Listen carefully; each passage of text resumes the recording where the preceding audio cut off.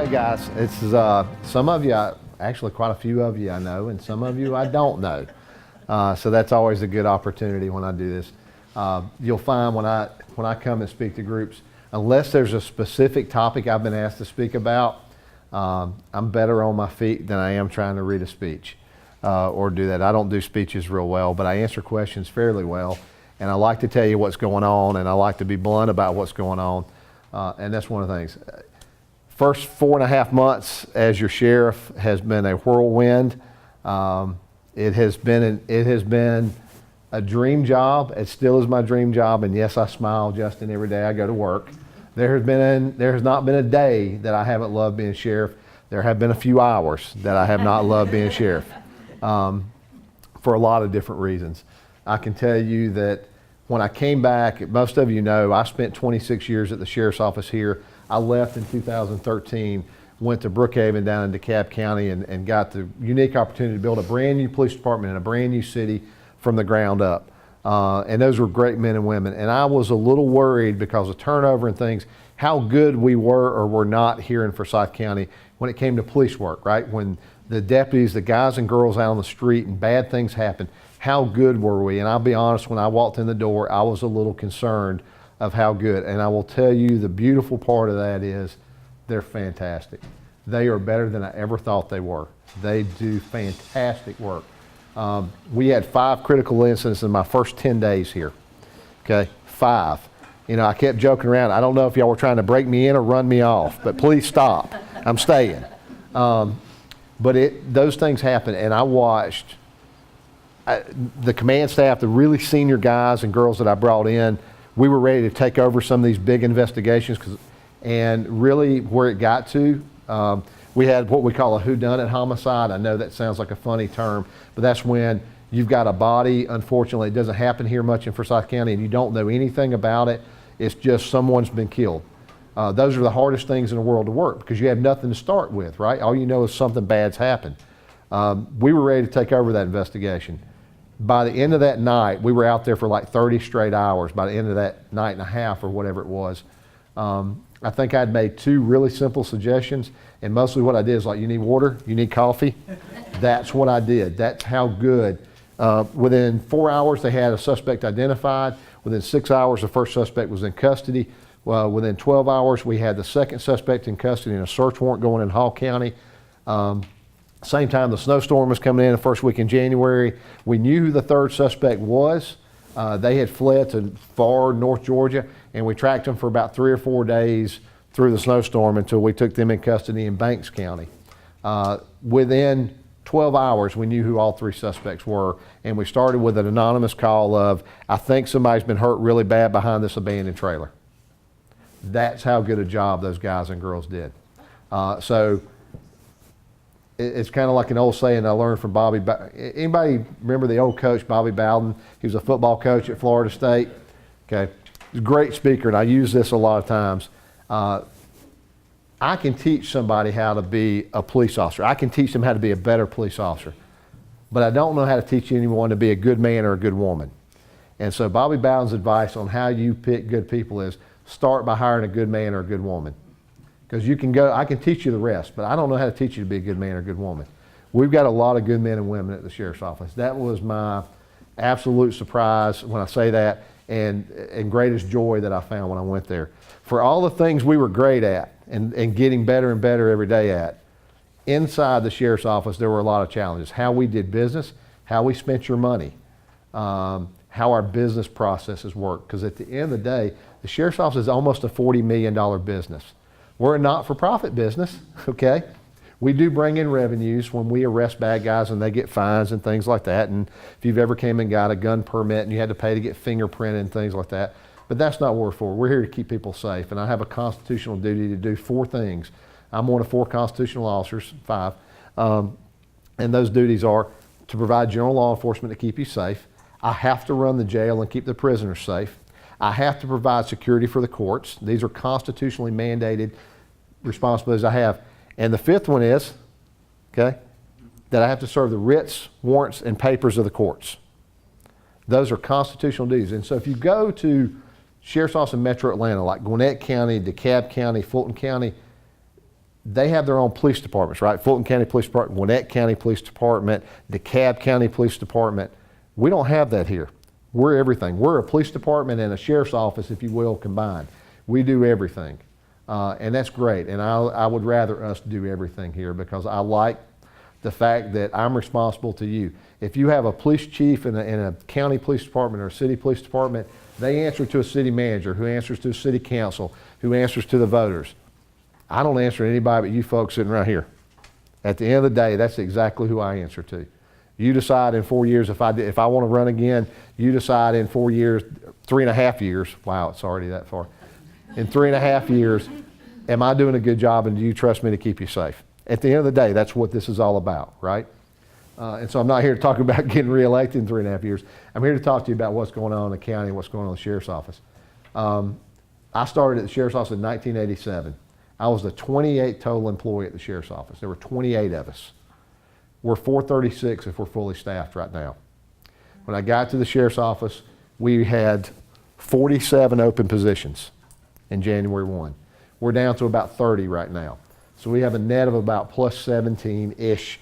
Those numbers change day to day. I've got some new people I'm swearing in on Monday, so you know I get an update every Friday. So I don't know the exact number right this second, but we're at about 405 people right now, somewhere in that.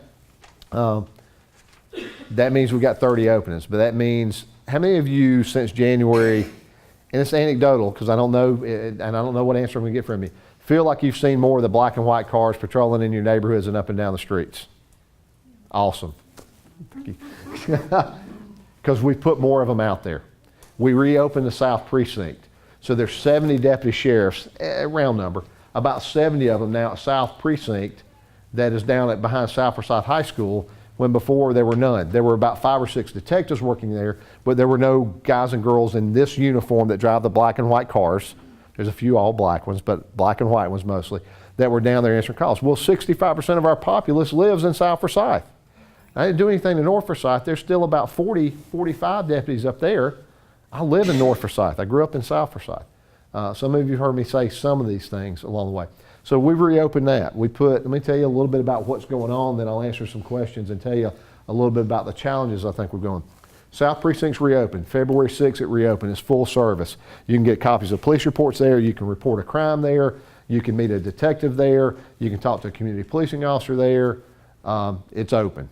North Precinct stayed open. You can drop off prescription drugs. If you've got excess or expired prescription drugs, you can do that at North Precinct or South Precinct. First 4 elementary school SROs are already in the school system. We're working really tightly with our school system. They've got a schedule that they want us to work on. We're looking at putting the beginning of next school year 4 or 5 additional elementary school SROs. Every high school, every middle school, and the first 4 elementary schools all have full-time school resource officers at them. No longer do they leave the school to go do things. When they're at the school, they're there to protect that school. They're there to work with the kids. Some of you may have seen some of the videos, and I will tell you, we took a focus group of 10 elementary school principals and asked them to come in and said, look, what do you want from these school resource officers? And they're like, we're kind of a little worried. They're not going to be busy enough. They're going to get bored. They're not a one of them bored. Not a one of them bored. And I tell you, the cool part about, you got to have a heart to want to work with kids to work in an elementary school, right? I could not be an elementary school teacher, but these officers have a heart to do that. One of my officers has 9 children, so it's like staying at home. He literally has 9 children. So he may have less at the elementary school, I'm not sure. But the standpoint, he loves kids and he loves working with these kids. And you know what a guy or girl dressed like this in an elementary school is? This is Superman or Superwoman with a big S on your chest, right? In high school, we may not be that. In an elementary school, we're superheroes. And so we get a chance to really make some good impacts on those kids. Keep the schools safe, work with them. We teach a CHANCE program, which is kind of like DARE on steroids. We teach a lot more than just say no to drugs. We teach a lot about how to make healthy decisions. And what we're really doing is partnering with our schools in what they call social and emotional learning. So we're backing up the parents and the grandparents who are trying to teach your kids the right things. We're just supporting that. We're backing them up. We're not the parents. But sometimes some of these kids don't have a good male role model or a female role model. And so we do things like teach them how to shake hands. And you think, what would the sheriff's office be doing with that? Do you know how much it cost me? It cost you, not me out of my budget. and you pay for that budget. Do you know how much it costs us to keep people in jail? That's a cheap cost to work with those kids right now, to try to help them make better decisions so they don't end up in jail, they don't end up making bad decisions, they don't end up on drugs and doing those things. It is the best investment I think I could use your tax dollars for of anything we do outside of narcotics enforcement, and it affects that down the road. So I'm investing in our future with your tax dollars. And I think it's I'm convinced it's a good investment of your tax dollars working with these kids. I just don't, keeping kids safe and working with those kids, I don't know what more I could do that's a better use. So South Precinct's open, that's open. When I got to the Sheriff's Office January 1, there were 2 officers working narcotics full-time, 2, out of a staff of 436 allocated people. Today, there are 9. A couple of task force officers working with our federal partners, and then the local narcotics officers. Since January 1, and I believe this is the correct number, that could be a little bit higher right now. I'm not talking about drug arrests that our patrol deputies have made. They stop somebody and they find drugs in the car. I'm talking about what our narcotics unit has done. They've taken 65 drug dealers out of this community. 65. Now, I'm happy with that, and I'm sad about that at the same time. The 2 guys that were in narcotics before, they're great deputies. One of them's still working narcotics. One's back on the street doing things that just nothing. They're good men, but you can't work drugs in this community with 2 people. And there's no secret behind it. I had a meeting Wednesday with the Alpharetta Police Department, the chief of the Alpharetta Police Department, the chief of the Johns Creek Police Department, with our senior staffs. And we're negotiating and debating putting together a multi-agency narcotic squad that would be about a 20-person narcotic squad that would do nothing but work drugs in Forsyth County, the city of Johns Creek, and the city of Alpharetta. Because the reality is, when you leave Forsyth County on 141 and cross into Johns Creek, do you really know you've crossed lines? The demographics are the same, the people are the same, the teenagers are the same, all those kind of things. And the drug dealers are the same. The same thing for the most part with the city of Alpharetta. I mean, they're the closest people to our demographics, to our field, to our look, to our taste, everything like that. So we all have the same problems, and we're finding we're all dealing with the same dealers. Here's the scary part I'm going to tell you. Since January 1, we have seized almost 80,000 illegal prescription pills. 80,000. Now, a big portion of those came from one major dealer who's been operating right here in Forsyth County. We've arrested him, okay, who was getting large shipments in and shipping them all across the nation. We took like 50,000 of those pills from him. And he's been operating for several years out of this county. So I'm really happy that we took this guy, because if you're moving 50,000 prescription pills, you're causing a lot of addiction, a lot of pain, a lot of hurt all across this nation.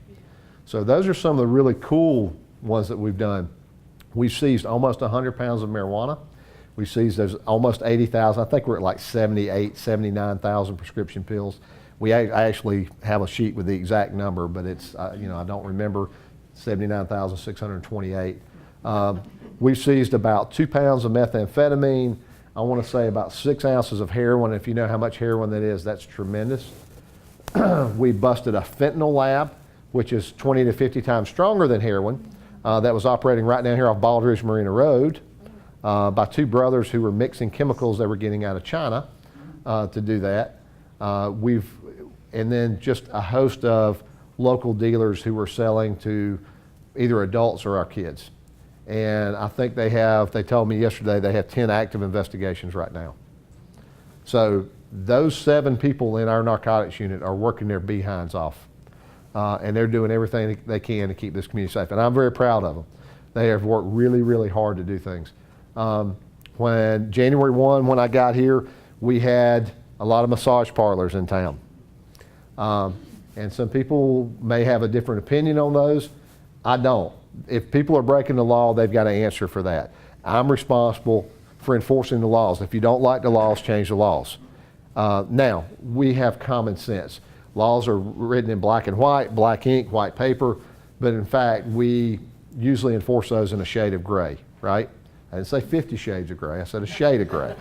Okay? Because the fact is 57 miles an hour is violating the speed limit, but come on.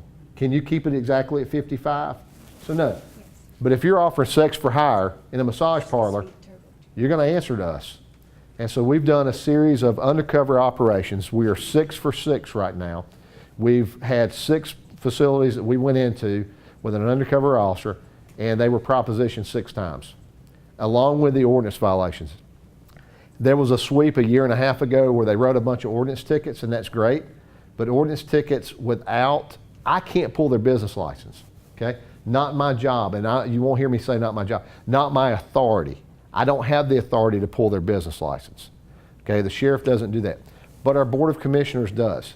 If they violate the ordinance and there's enough things and they have to give them due process, there has to be a finding of guilt in court, then they have to go in front of a revocation hearing or suspension hearing in front of our Board of Commissioners, and the Board of Commissioners has to vote to pull their business license. For the first time ever in Forsyth County, last week our BOC, and I'm very, very appreciative and of their support and what they've done, they voted 5-0 to pull the first massage parlor license and take it away. That was 5-0, guys. Whether you like some of our commissioners, don't like some, that was a 5-0 vote. And that was after a hearing that they found due cause to pull that. These other 5, depending on the findings in court, and I'm pretty confident on what findings we're going to have in court because I know our guys are making good cases, but after due process, if they're found guilty in the magistrate court or in the state court, then it might even be somebody we know prosecuting it, then our Board of Commissioners will consider. I can't tell you they're going to pull their license because that's not giving these people due process. They have to hear the facts of the case and make an independent decision as the Board of Commissioners. But I can tell you that, like me, they're tired of criminal activity in our community, okay? So I have full confidence in our Board of Commissioners to do the right thing based on the evidence that they're seeing. So we're headed that way, and we're not going to stop. If these places are operating legally, God bless them. No, we're not going to mess with anybody that's a private entrepreneur and doing a legal business and trying to work their butts off and make money. Isn't that kind of who we are as conservatives, right? We want to support that. But if you're committing crimes, you're going to answer. So we've taken a big step on getting rid of the illegals. And a lot of people ask us real fast about human trafficking when we go do those things. I see some heads nodding and things like that. We're really careful. We work with the GBI and FBI Task Force on Human Trafficking.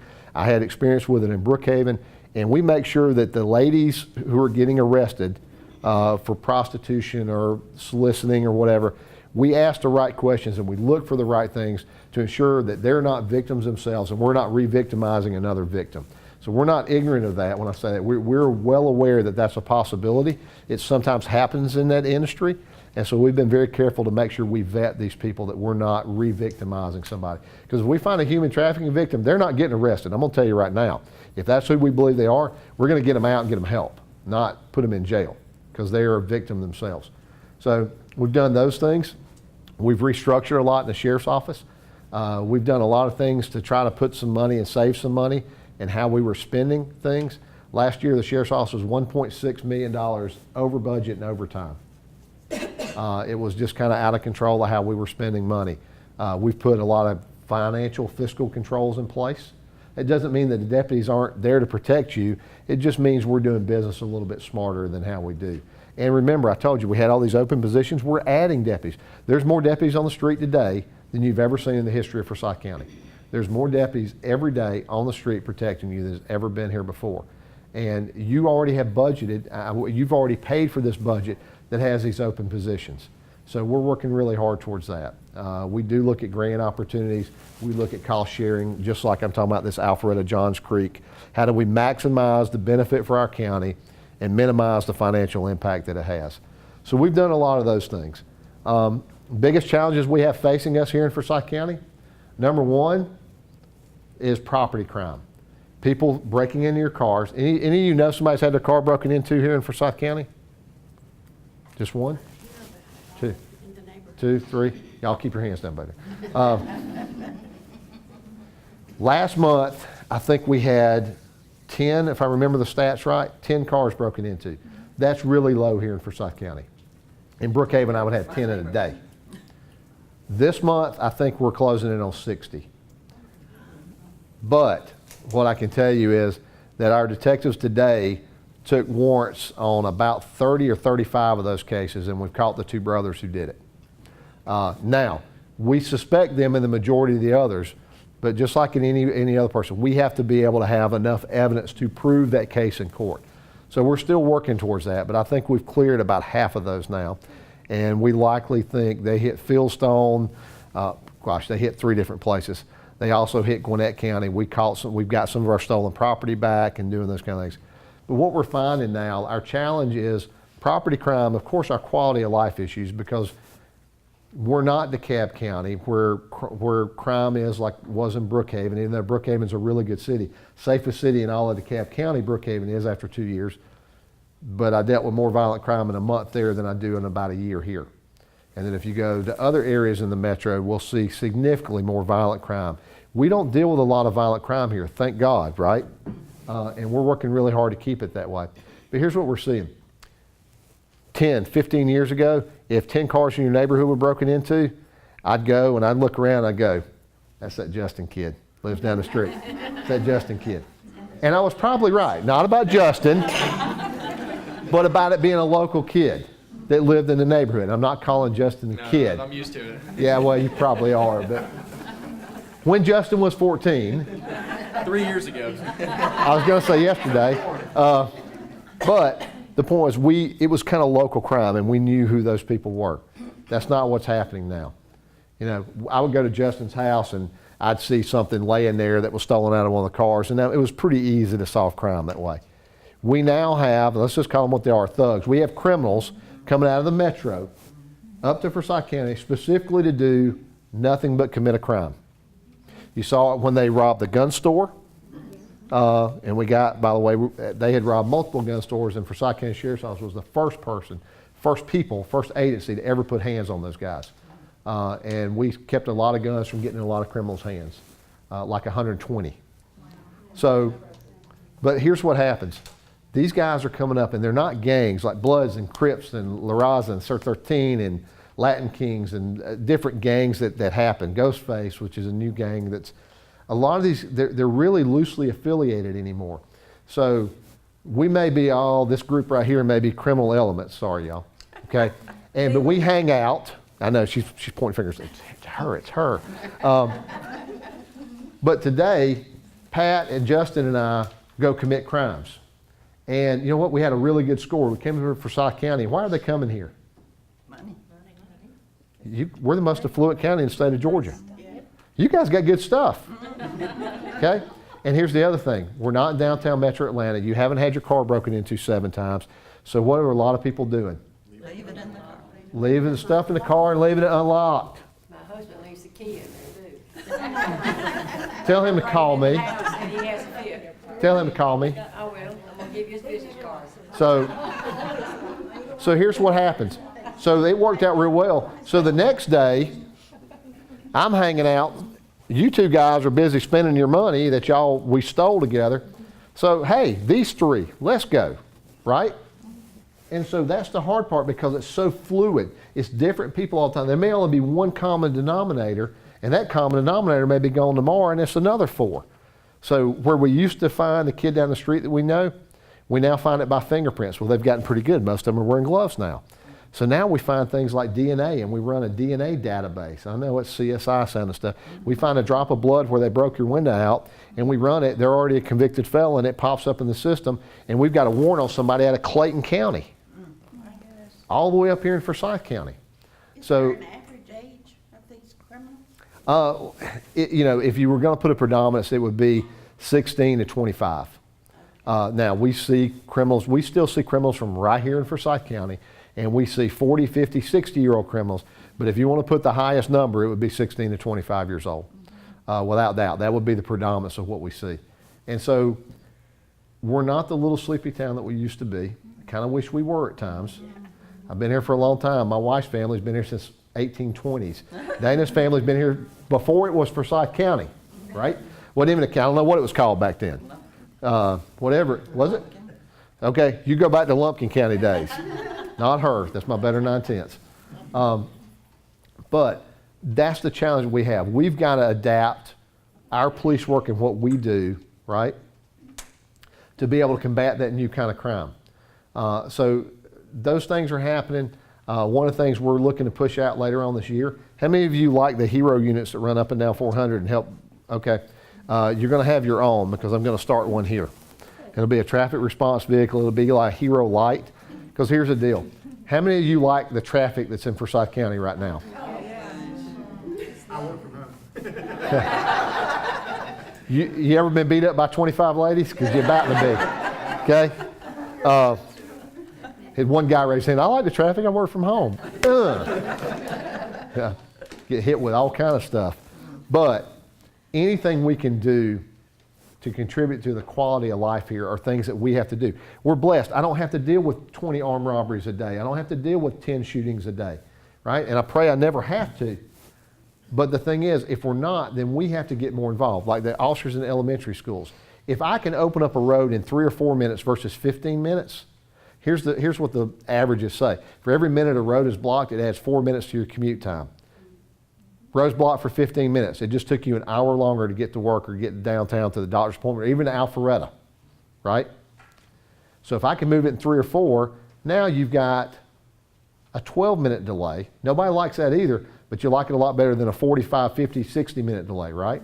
So it's the cost of doing business. It saves us a lot of money as a community. It gets our people moving. Plus, if you had an hour delay at work, how good a mood are you when you get there, right?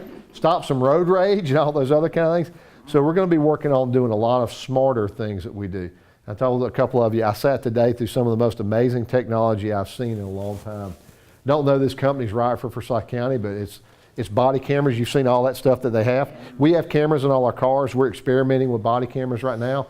But this one is so cool and so smart that it actually can detect gunshots. If an officer somebody comes in right now, normally the old ones, you have to press a button, beep, recording. Well, if somebody comes in with a gun right now, am I going to wait, please, hold on 1 second. Beep, record. Okay, now, this actually detects gunshots and can back up 2 minutes. Okay? If an officer falls down and is laying on the ground and doesn't move for 15 seconds, it sends an automatic alert to our 911 center. I mean, there's some really cool technologies that this thing does. And it's cheaper than just the cameras I'm buying in the cars. I can put a camera in the car and on an officer for less money than we're spending right now. It's not cheap, but it's cheaper than what we're spending right now. So, I mean, there's a lot of things that you really have to be, as sheriff, I've learned, it's not just I have to be good at fighting crime. I have to know enough about that, and I do, but I've got really good men and women doing that. I've got to be a CEO. I've got to look at that $40 million budget. I've got to look at things. If you saw anything in the paper, any of you see where I asked for a small budget increase, by the way, not quite exactly the way it was purported. And I actually just cut about $1.3 million out of it. I also proposed a saving plans for the county that I'm convinced will save between $1.5 and $2 million for health care. And I think we can cut that down tremendously. Things are expensive. I spend $1.6 million of your money every year for inmate medical care. 1.6 million. So, and I have to provide that coverage. I can't not do that, right? The meals for the inmates cost me, I think it's 98 cents. Maybe, no, we went to Airmark, $1.02 per inmate meal. That's it, $1.02, okay? So there's a lot of things that do that, but one of the things I did ask for was I asked for $900,000 to construct a new firearms range. We don't have one here. Well, I've got about 300 deputies who carry guns. And one of the most solemn duties that these officers could ever have is if they have to take a human life or use a firearm to protect themselves or you.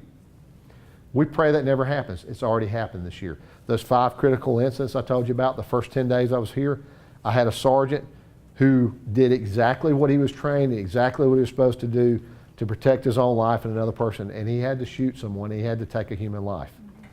And he is an outstanding officer and has already been completely cleared by the Georgia Bureau of Investigations. I had them do an independent investigation, and our district attorney's office have completely cleared this officer of doing he followed every rule, everything. It was a horrible situation. Nobody wants to see it happen, but it happened. We're currently using a range, when we have it available, all the way in Pickens County. We borrow one from the sheriff's office there when they have one available. Sometimes in Gainesville, sometimes wherever in the world we can find them. That's costing you about $100,000 a year just for travel time and mileage on the cars. Remember, we shoot at least four times a year, and I've got about 300 people going to do that. So it's costing us about $100,000, $110,000 a year to shoot somewhere else. The county already owns some property that I think is perfect for a firearms range. It won't create noise issues. We won't have subdivisions built on top of it. It's the old county landfill right next to the current landfill on Old Federal Road. It backs up to, hold your breath, Riverbend Gun Club, okay, where I'm a member and shoot. Now, yes, I asked for $900,000 to build that. I think we can build a little cheaper, but we don't know. You've got to put a placeholder in there. We're not going to waste the money. I mean, if I can build it for $500,000, I'll build it for $500,000. But if I build it for $500,000 in 5 years, I've saved that much money, okay, from what it cost us to travel and do those kind of things. The other thing it does is open it up where you are citizens. When we can teach like ladies self-defense classes and handgun classes and stuff, we now have a range that we will open for our citizens to come to. Why? Because you're paying for it. It's yours, right? We'll have full-time range masters there. We'll have people who can help teach you how to safely have a gun and carry a gun and shoot a gun. We'll also teach you when you legally can and can't shoot a gun, those kind of things. So there's a lot of things that we're looking at for the future of this county, because the fact is we're not going to stay as small as we are. We're not small anymore, but you've seen the population estimates. I know, Justin, you've talked about it. They bounce a little bit. But about 2040, they're talking about 400 to 430,000 people. I think it's the last numbers. We're at about 220 to 230 right now. Nobody knows the exact number, but probably closer to 230 than 220. They're talking about us being over 400 in 20 years, doubling in population again. In 10 years, Georgia's going to have 4.5 million new people. In 10 years. 4.5 million. And half of them will be in Forsyth County. Listen, I tell They'll people. all be on 400 at the same time. Yes, whenever you're there. Here's what I tell people. Listen, we live in one of the greatest places you will ever go. We live in a bubble here. Don't ever mistake that we're privileged to live where we live. Most affluent county in the state of Georgia. Best school system in the state of Georgia. One of the better park systems in the state of Georgia. Highest per capita income in the state of Georgia. You can go on and on and on. Most fit county was voted in the state of Georgia. That's all because of Justin. But you've got, I mean, all these wonderful number ones. Great hospital right here, right? One of our premier employers. Good hospital system right here. All those great things, but with those things come the challenges of growth, of traffic, of overgrowth, of things that I talk to our commissioners about, things like multifamily housing apartments. I'm not against apartments. I'm against too many apartments too fast. I had 66 apartment complexes in a 3.5 mile stretch of Buford Highway. 25 years ago, they were luxury apartments. Let me go show them to you now. I've literally been in some of them, and when you slide the piece of plywood away, I'm looking at the apartment underneath me. And they're paying $700 to $900 cash every month to some slumlord somewhere. So I do have concerns about building too fast, too much multifamily housing. I don't zone things, and I don't tell the commissioners what to zone or not, but I do tell them about public safety concerns. And I'm not bashful. And actually, the great part is I have a really good relationship with our Board of Commissioners. They listen, and I listen to them. We work really well. Both Rick Swope, Laura Simonson, Todd Levent, and the other commissioners. Cindy Mills and I do some things on the drug summits together. Pete Amos and I have talked many times about issues. But those three in particular that I mentioned at first, we've had long, deep conversations about challenges that are coming and facing us, and how we have to be prepared and ready for that. And we are. We're ready. And so I tell you that to tell you kind of the state of where the sheriff's office is and where we're headed, and also kind of where the county is. We're going to work really hard on drugs. We're going to make the availability of drugs way harder to get to our kids and do those things. We're smart enough to know that every kid we catch, we don't need to lock up. If he's got a joint or a kid's got a problem, they've got an addiction issue, we're going to work for alternative measures for them. But if you're selling drugs in this county, I got a place for you. I got about 295 beds over there you can stay at. Jail is brand new jail. I didn't choose where to put it, just so you know. It is half empty. or half full, depends on how you look at it. I'm glad it's half empty, because every time we put more and more people in there, it costs us more money. So you're going to continue to see us get really actively involved in the community, not just in the law enforcement side, but how do we do things? How do we come and talk to a group like this? How do we get involved more in our schools? How do we get involved in our community, keep our quality of life so it is the place we want to live at? So that's where we're at. And if anybody's got any questions, I'm happy to answer. I'm pretty much an open book. I'll answer anything. I've been noticing we have had a lot of news from Forsyth County lately. Mm-hmm. Because sometimes I come on here, well, here's Forsyth County again. A few days, here's Forsyth County again. I said, gee, I guess it's because we're getting bigger. Part of us, we're getting bigger. And Sure. problems happen sometimes when you get bigger. Well, let me ask you this. Who thinks crime's gotten worse in the last year here? Here's the truth. Numbers are about flat. Numbers are about dead even.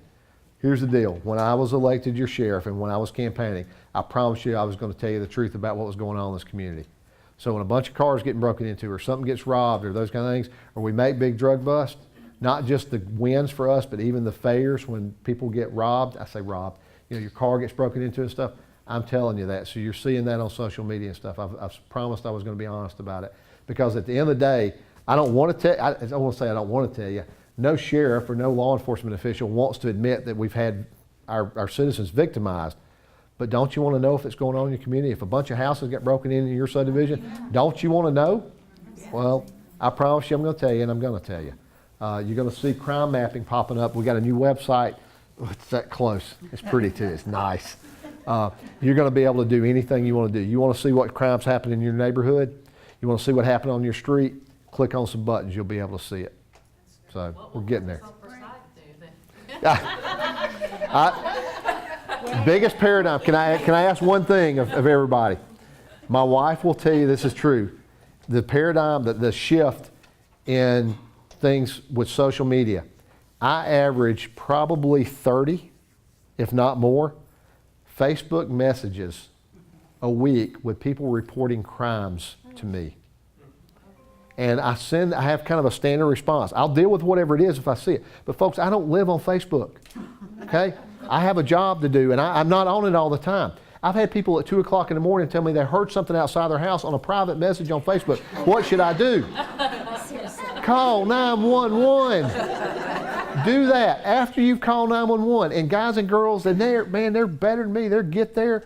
They'll take care of whatever it is. Then you can tell me. But don't call me on Facebook. God bless you. I'll do anything I can for you. But I haven't checked in 30 minutes. Somebody could have got robbed. And they're waiting on the police to get there. We're ready for you to respond. Really, so please tell, it's not the best way to reach out to us. Who saw the one about the dog locked in the car? I did. Okay. I couldn't believe you actually answered and got it solved in such a Well, short. it was a dog locked in a hot car. Somebody tagged me on Facebook. I literally had just got to the house, sat down. I was sitting beside her, and I picked up my phone to check my email real fast. I mean, literally, I've been home, 2-3 minutes or something? And I said, really, a dog locked in a hot car? And somebody's going, call 911, break the window out, break this. And I'm like, oh, Lord, they're going to break this window out and stuff. And so I got on the phone, sent a deputy there, and then answered on Facebook, look, I've got this handled. There's a deputy on the way. And that ended up with like 300 comments back and forth on this thing. And I'm like, okay. And the lady had all the best intentions in the world. She wasn't sure, should I call now? A very sweet lady. She sent me a private message. And God bless her for doing it, But Do we have that law here, that if a Good Samaritan sees a dog in a hot no, car? there's not a law for that. But, basically what I said is, let the deputies get there and do it. If the dog is in distress, tell me, and I'll have them respond to emergency lights and siren. And I will tell you this, you can't legally break out somebody else's window. If you see a dog and you think it's dying, and you break out the window to get it, and clearly the dog is in distress. I'm not talking about the windows are down, the car's running, the air conditioning's on high, and you break out a window, you're going to have a problem. But the dog's in there, and it's not, God forbid. I mean, I'm a big, Darcy, I know her heart with dogs. We've got beautiful dogs at home. Call us, let us deal with it. And as I said, the car was running, the windows were down, it was like 78 degrees, the dog wasn't in distress, but we had what I stated, and I kind of said, if you're from the South, you'll understand this, the deputy that got there was a canine unit, and so he wasn't real happy about the dog being left in the car. So he had what we call prayer meeting with the people in the car, and so that won't happen again. You had a question? I'm sorry. Yeah, I'm glad you addressed the SRO, because last month my better half found a wallet, called the sheriff's office, and they said, they referred him to somebody that was based that he thought at Mountain on Dahlonega. And I returned it. Yeah. They said there is no officer here in any of our schools on the old Piedmont. They said, Old you gotta go Piedmont. to the one on Elm. So I went over there and I said, is there an SRO Okay. here? They said, no, we have never had for many years an SRO. So So- I'm glad you're addressing that. So, was this in Forsyth? You talking about on Oh, Elm yeah, Street? So It's the you're old bad school. okay. So you're talking about Almond Hill Center, which is not a full service school. We don't have one there. Mountain. So I have one at Forsyth Central High School, and I have one at Otwell Middle School. And so I don't have one at Cumming Elementary yet. That's not one of the 4 they're at yet. But there is a full-time at Central High School, and there is a full-time at Otwell Middle School. This was over on Dahlonega, where the old bad school, where the kids that were in trouble. Right, so behind the Board of Education building. Yes, sir. And then the over on. That's Elm because Street. that's not that's a night school and a day school. It's a non-traditional. We don't have a full-time SRO there. Well, I just wanted to thank Yeah. you for doing that, because I will say that the SRO that used to be at Central, Yeah, Terry, loved her. I could still She remember, is. she's awesome. But, Terry Wright. I mean, she kept those kids on straight and narrow as she could. And my second thing is a comment. I want to thank you. My husband was with, his daddy was LAPD for over 40 years. And he said, he said, where do I write the check for a gun range? These guys need a gun range, because we've met them at our gun Yeah. range. But God love you guys. You guys are doing we're a getting great there. job. Thank you. Thank you. Yes, ma'am. What is your procedures or whatever to patrol in the lake and like docks and lake properties? So Forsyth during County? this weekend, Work with the Corps or yes, we work with the Corps, we work with the Department of Natural Resources. We run 2 boats on Lake Lanier full-time. We have a 3rd boat we can put out part-time. And when I say that, because it's just not good enough to put out full-time. But we have 2 large, very expensive boats. I didn't buy them, but they were, one was, the base boat was $147,000.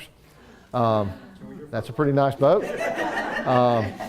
But we run, during the summertime, we run 7 days a week. And like this weekend, we'll be running tomorrow, Saturday, and Sunday, and Monday on the lake. We'll be running 2 boats. DNR will be running 3 boats, and I think the Corps will be running 1 or 2. And Hall County now has a boat they're running full-time as well during those times. So there's about 9 of us now, and we've changed that back to go towards enforcement for BUIs and things like that. We're having too many people die on the lake. We've had several incidents of Serious boat. Yeah. boats. Well, we didn't make a lot of BUIs last year, and we're going to make some BUIs this year if people won't stop drinking and driving boats. What is your opinion about Corps talking about the cameras on the docks for? I told the chief engineer, for God's sake, let people put them up. Yes, that's I'm a huge fan of cameras. They help us so much. If somebody's breaking into your stuff, for God's sake, it's your dock. Put a camera on it. Yeah. I'm sorry, I say what I believe. I absolutely believe you should have a right to protect your dock. You're not talking about altering core property. You're talking about putting a little camera on your dock. Shariah, you had a question? Yes, I have a comment and 2 questions. Okay. The comment is, I think that a lot of people are not aware of the non-emergency number. I use it Right. all the time, I do too. Yeah. I'm starting to think that they know me on that number. And then the other question is, well, 2 questions. One is, what can we do about the cyclists on Triple Gap? I drive Triple Gap every day home. Can we do So- anything with that? As long as they're riding 2 abreast, you can do absolutely nothing. Right. And trust me, I hear that. I hear that. And I'm a cyclist. I don't ride on the road anymore. I'm a mountain biker.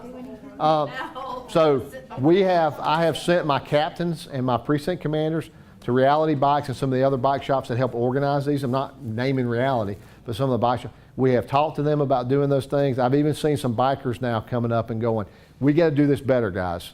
And so we will. If we see a group of 40 or 50 and they're riding 3 and 4 abreast, we'll pull the entire group over. Now, by the same token, if you buzz, call 911. Here's the secret behind non-emergency and 911.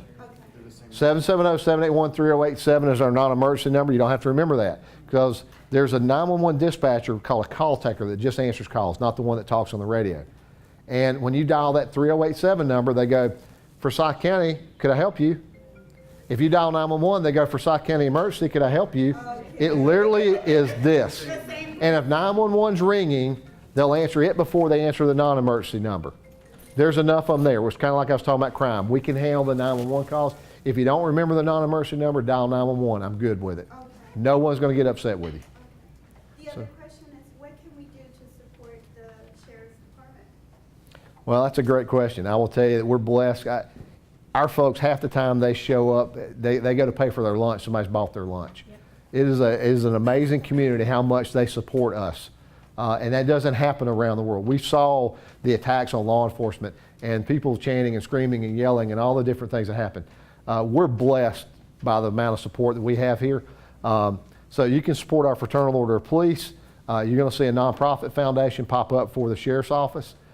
It's to do things like help officers who've been injured in the line of duty, to help us when there's something that we can't buy, and I'm not talking about to supplement our budget, but maybe scholarships for officers, things like that. So you're going to see some things like that pop up. You can do that. And the biggest thing is you're going to see us start doing some bigger community events. Come out and hi, I'm Pat Olson. I'm Deputy Freeman, right? Put a name and a face with these folks and let them see. Sometimes, especially the guys and girls that work on night shift and they deal with people at 2 o'clock in the morning, they kind of forget that there's good people in the world. And somebody shaking their hand and saying thank you goes a long way with those guys and girls. And I will tell you, we appreciate it when it happens. Yes, ma'am. If you're driving down the road and see somebody texting and you see them weaving all over the road, Dial 911 and report it if they're weaving all over the road. One of the things, that's one of the things that we're going to start when the school system comes back online, our school year starts, is we're going to run an anti-texting campaign. So we'll start with a lot of education, a lot of other things, but then you're actually going to see guys in undercover cars doing that, and we're going to stop. We're going to write a lot of warning tickets. All we want people to do is not do it. We don't care about writing you a ticket. All we want you to do is be safe driving down the road. because I saw one and she was texting and she had 2 tour buses behind her she just had stopped 400. And I honked at her to get her attention. She threw everything up. She had no idea what she was doing, and so then she came, I pulled off, and I was gonna follow her. Yeah. And she was right back at it again, had the tour buses and everybody. I've seen it myself. I've pulled over a couple of people since I've been sheriff for that. So just call 911. Yeah, absolutely. If they're dangerously driving, call 911. So, I don't want to take up all of your time, guys. Anybody else? Text campaign. We're doing an anti-texting campaign that'll go. You'll see You're that. going to send it out via text because otherwise how am I Yeah, that's probably true. I've Well, got one question, Sheriff. Yep. Just one question. I graduated South Forsyth last year. Several years ago. Your kids went to North. You touched on the drug issue. I think the drug issue is probably an epidemic, probably the number one priority. It probably touches everybody in this room. You mentioned about the regional narcotics unit trying to be created. Is there anything from a state perspective that we can do to put pressure on the legislators to sort of cut the supply from Atlanta and the heroin triangles? Well, I will tell you, it's more on a national level. Over 90% of all drugs that come in the United States are coming through Mexico. I'm not blaming Mexico in itself, but they're coming across the border. Listen, I sit with the DEA, I sit with HIDTA, High Intensity Drug Trafficking Area, I sit with the federal officials, and they say the same thing. They're crime house. What they call MDTOs, Mexican Drug Trafficking Organizations, the majority of dope is coming across. No longer do we see meth labs. We don't bust meth labs here anymore. We used to 20 years ago. Why? Because it's now cheaper. Meth used to be $20,000 a kilo. Guess what it is now? $7,000, $8,000 a kilo. There can be as low as that. Why? Because that tells you availability coming across the border. So we've got to do something from that side. We've done a really good job here. If you ever go to CVS and want to buy pseudoephedrine, they want to see your license and sign here or something. That's how they used to make methamphetamine in a method here. We've done a really good job as a state of cutting off some of those precursor chemicals. The other thing we have to do is we have to get really smart and look at China, India, and some other places that are shipping these precursor chemicals that these homemade chemists are making very dangerous drugs at. Things we're seeing like fentanyl and carfentanil and U4770, which don't worry about what that is, but it's really bad, really, really bad. But some of that stuff is coming overseas from that. And the other thing that I would tell you that we have to be careful of, and I don't know if it's a state level thing, all the legalization of marijuana states, first of all, the marijuana of today is not the marijuana of yesterday. What we're seeing is a lot of that gets bought in, let's use Colorado as an example. They're not the only state that legalizes. So you buy it in Colorado and it costs you $80 or $100 for whatever you bought, including the little suckers and gummy bears and all those kind of things, right? Because it's only for adults. And then they put it in a UPS box and they ship it to Georgia, and they charge $180 for it because you can buy it legally. Now it's illegal to ship it, but they're buying it and shipping it. So we start seeing things, we start seeing a lot of controlled deliveries that we're seeing that the feds and other things are finding and doing stuff. I'm buying another drug dog just for this very reason. So I think we have to be careful of that, but I think on a state level, we're doing pretty good. I think we have to be careful of legalization. I didn't say anything about medical. I talked about legalization of recreational drugs. And if anybody wants to tell me that tobacco, alcohol, and marijuana are not gateway drugs, it's probably the only time you're ever going to hear me cuss in my life. The hell they ain't, because they are. So I mean, I think it's just on a bigger level. I think it's a federal level that we really got to do something. I don't know if it's building a wall, but we got to do something. Last question. I just got one more Yeah. question. And whoever wants to come after me. I know there was a bill with Senator Michael Williams. I think, Sheriff, you're doing a great job. I think the men and women that you lead are doing a great job, and nationwide. Is there anything that, as the people, can put perspective or pressure on the state legislators to increase your pay? I'm a Republican, a conservative, but you guys do not get paid enough. I know Michael Williams did a fantastic job getting that started. So He did. It got a good conversation. And Michael called me before he put that bill in, and we had long talks about it. We're at the middle of the road in a pay scale here in Forsyth County. A starting deputy sheriff makes $38,173 a year here. Good benefit package, but $38,173 a year. Can I ask you, can you afford to live in Forsyth County for $38,173 a year? So our officers work tons of overtime. They work tons of part-time jobs. How many of you see them directing traffic and all that? Because they have to supplement their income unless they're married and their wife happens to make money as well. Paid health insurance. They do. They get good benefits. Forsyth County offers a good benefit package. But we're in the middle of the road. And I'll remind you, we're the most affluent county in the state of Georgia. But you could take a deputy sheriff down to South Georgia, and some of those guys and girls are making $22,000 a year. But it doesn't cost as much. It does not. You're absolutely right. I agree. My dad's got a little farm down in South Georgia. All my family, per se, other than my mom and dad and sister, are in South Georgia. So I understand that. But I think we're facing that challenge. It is getting harder and harder for me to recruit. I just hired 2 guys away from Brookhaven, and they took pay cuts of $4,000 a year to come here because they saw the opportunity and they saw the challenge, and they wanted to be in a really good organization. All right? Not that Brookhaven's not. I helped build that one. But they took a pay cut to come here. Not everybody's going to take a pay cut to come here. I don't have to outpay everybody, but I got to be in the ballpark. And I think that's our challenge going forward. The governor gave a 20% state raise to state officers. So the Georgia State Patrol trooper now starts at $46,000 a year. 18 months later, he or she is making $53,000 a year. In 18 months, my deputies, if they're eligible to be a deputy first class, are making $41,000 a year. So I'm not saying I need to pay them 46. I'm not saying I need to pay them 53 in 18 months, but I got to do a little better than what we're doing because I'm competing against Alpharetta, Johns Creek, highest paid police department in the state, Brookhaven, second highest paid police department in the state, Roswell, Sandy Springs. All those are the highest paid police departments in the state of Georgia. How can they do that? Because they were willing to pony up the money to find the best they could find. Now, Who decides that? Board of Commissioners? Their board. yeah, Board of Commissioners gives me a budget. So we're undergoing a pay study. The county's undergoing a pay study right now. I did not ask to make a big raise on my deputies right now. I asked for things to help pay for a supplemental retirement. I wanted to start giving them college tuition reimbursement because education is very important for them. Doing those kind of things that makes them better at what they do. So we've done some things like that for next year.